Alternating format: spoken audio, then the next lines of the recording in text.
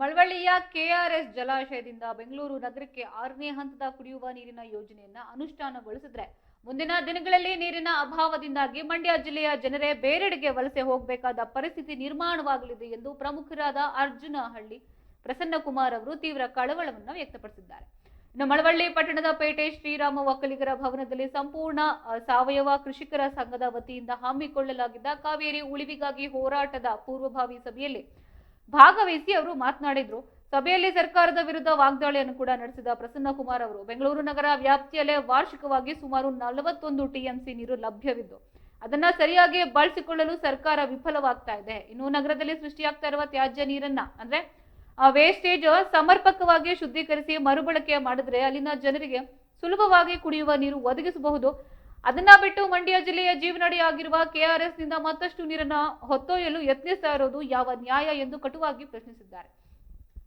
ಇನ್ನು ಈ ಅವೈಜ್ಞಾನಿಕ ಯೋಜನೆಯಿಂದ ಮಂಡ್ಯ ಜಿಲ್ಲೆಯ ಕೃಷಿ ಹಾಗೆ ಕುಡಿಯುವ ನೀರಿಗೆ ಭಾರಿ ಹೊಡೆತ ಬೀಳಲಿದ್ದು ಜಿಲ್ಲೆಯ ಹಿತದೃಷ್ಟಿಯಿಂದ ಸಾರ್ವಜನಿಕರು ಒಟ್ಟಾಗಿ ಕಾನೂನಾತ್ಮಕ ಹಾಗೆ ಬೀದಿಗಿಳಿದು ಹೋರಾಟ ಮಾಡುವುದು ಈಗ ಅನಿವಾರ್ಯವಾಗಿದೆ ಎಂದು ಕರೆಯನ್ನು ನೀಡಿದ್ದಾರೆ. ಈ ಪ್ರಮುಖ ಪೂರ್ವಭಾವಿ ಸಭೆಯಲ್ಲಿ ರಾಜ್ಯ ಪರಿಸರ ಮಾಲಿನ್ಯ ನಿಯಂತ್ರಣ ಮಂಡಳಿಯ ಮಾಜಿ ಅಧ್ಯಕ್ಷರಾದ ಶಿವಲಿಂಗಯ್ಯ, ರೈತ ಸಂಘದ ಹಿರಿಯ ಮುಖಂಡರಾದ ಬೋರಯ್ಯ, ಇಂಡುವಾಳು ಚಂದ್ರಶೇಖರ್, ಸಂಪೂರ್ಣ ಸಾವಯವ ಕೃಷಿಕರ ಸಂಘದ ಅಧ್ಯಕ್ಷರಾದ ಮಹೇಶ್ ಕುಮಾರ್, ಮುಖಂಡರಾದ ದೊಡ್ಡಣ್ಣ, ಚಿಕ್ಕಣ್ಣ ಅವರು ಸೇರಿದಂತೆ ಜಿಲ್ಲೆಯ ವಿವಿಧ ರೈತಪರ ಹಾಗೆ ಪ್ರಗತಿಪರ ಸಂಘಟನೆಗಳ ಪದಾಧಿಕಾರಿಗಳು ಉಪಸ್ಥಿತರಿದ್ದು ಹೋರಾಟದ ರೂಪುರೇಷೆಗಳ ಕುರಿತು ಚರ್ಚೆ ನಡೆಸಿದ್ದಾರೆ. ಇವ್ರು ಹಿಂಗೆಲ್ಲ ಹುಚ್ಚಾಬಿಟ್ಟೆ ನೀರು ತಗೊಳಕ್ ಆಗೋದಿಲ್ಲ. ಈಗ ಹಾಕಿದಾರಲ್ಲ 31 ಟಿಎಂಸಿ ಬೆಂಗಳೂರಿಗೆ ಕೊಡಕ್ಕಾಗಲ್ಲ. ನಾವು ಇವತ್ತು ಅರ್ಜಿ ಹಾಕಿದ್ರೆ ಬೆಂಗಳೂರಿಗೆ ಬರೋದು ಎಷ್ಟು ಬರುತ್ತೆ?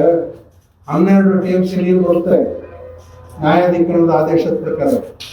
ಇಡೀ ಜಗತ್ತಲ್ಲೇ ಯಾವುದೇ ನ್ಯಾಯಾಧಿಕರಣ ಕುಡಿಯೋ ನೀರು ಇಷ್ಟೇನೆ ಅಂತ ತೀರ್ಮಾನ ಮಾಡಿಲ್ಲ. ಕಾವೇರಿ ನ್ಯಾಯಾಧಿಕರಣ ಮಾತ್ರ ತೀರ್ಮಾನ.